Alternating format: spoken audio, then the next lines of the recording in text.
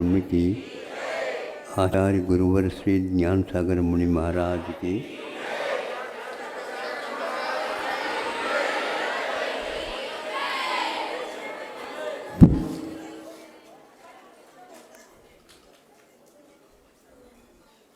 माँ अपनी बात बच्चों तक पहुँचाती है। वह बात पहुँच गई क्या नहीं, इसको भी अपनी दृष्टि में रखती है। यदि कम मात्रा में पहुँच गई है तो उस मात्रा को भी बढ़ाने का प्रयास करती है। और भी बातें वह हमेशा हमेशा अपने बच्चों के लिए जो वानप्रस्थ आश्रम में है माँ, किंतु उस नन्हे बच्चों को भी वह इस ढंग से तैयार कर रही है। अच्छाई के साथ बुराई भी आती। दीपक जलता है तो प्रकाश मिलता है, लेकिन धुआं भी होता है। धुआं न हो इस प्रकार का प्रयास हमेशा हमेशा वह प्रयास करती रहती है। फिर भी धुआं होना अनिवार्य। हाँ, भिन्न भिन्न दीपकों की धुआं भिन्न भिन्न हुआ करती है।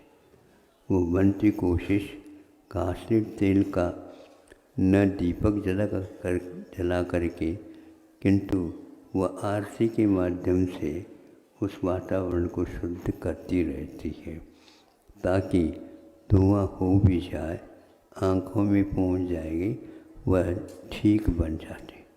ऑक्सीजन का, प्राणवायु का विस्तार उस कमरे में हो, ये देखा जाता। ये सब बातें उसके विकास के लिए करती रहती। उस समय पर वह मेवा मिठाई भी दिखाती रहती ताकि वह अन्यत्र कोई चीज़ खा न सके। लेकिन फिर भी बच्चे बहुत होशियार रहते हैं।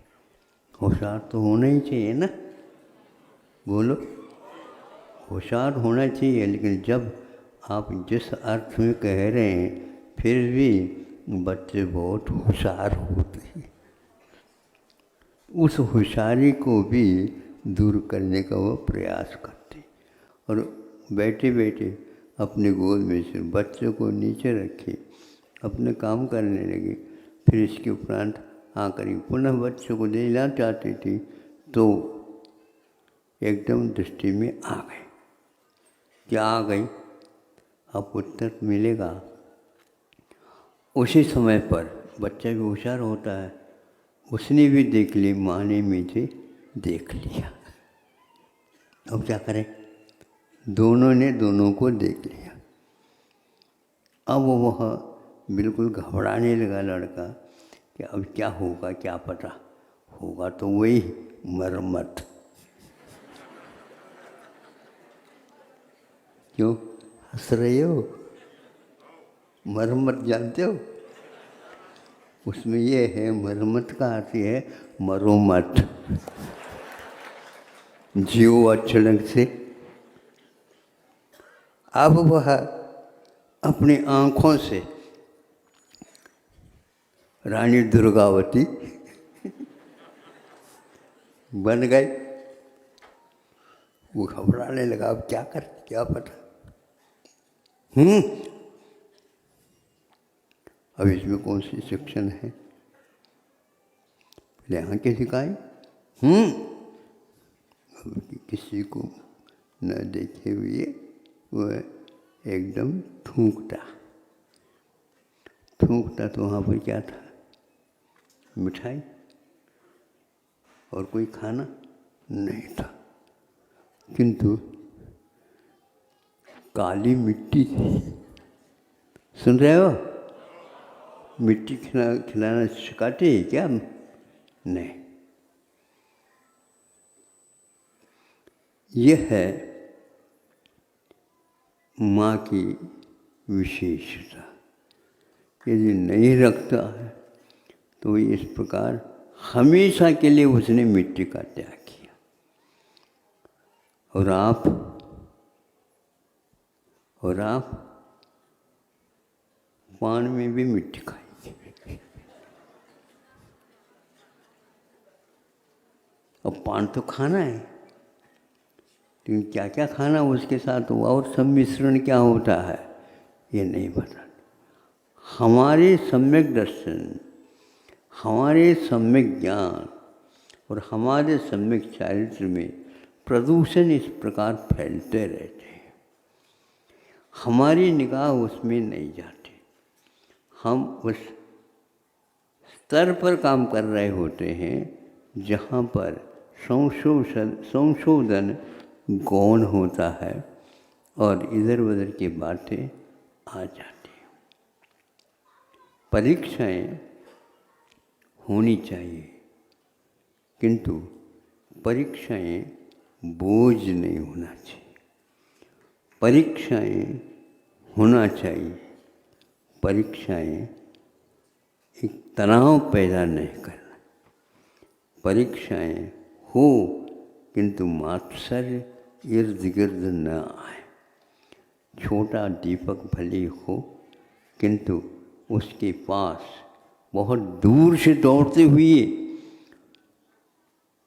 रात आती है, लेकिन उसके बाद वह सामने और आ नहीं सकते, भले ही छोटा दीपक क्यों ना हो।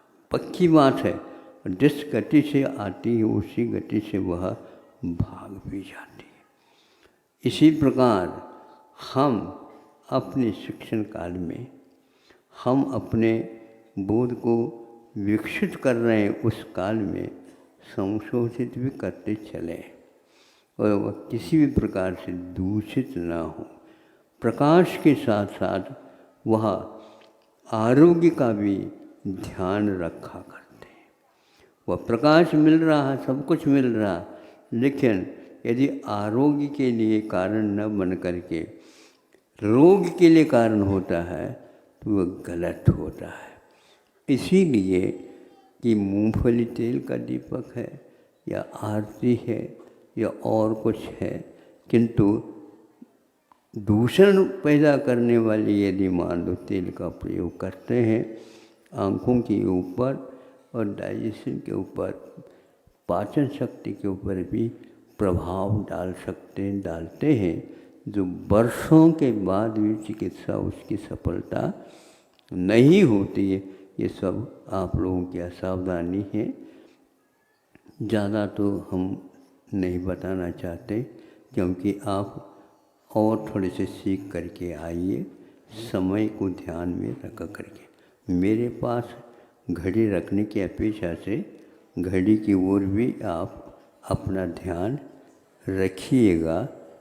मुझे बांधना पड़ेगा, मैं बंधूंगा नहीं, आपके समय से नहीं, मैं अपने समय से ही बंधूंगा। आप भी अपने अपने समय से बांधिए। अहिंसा परमो धर्म की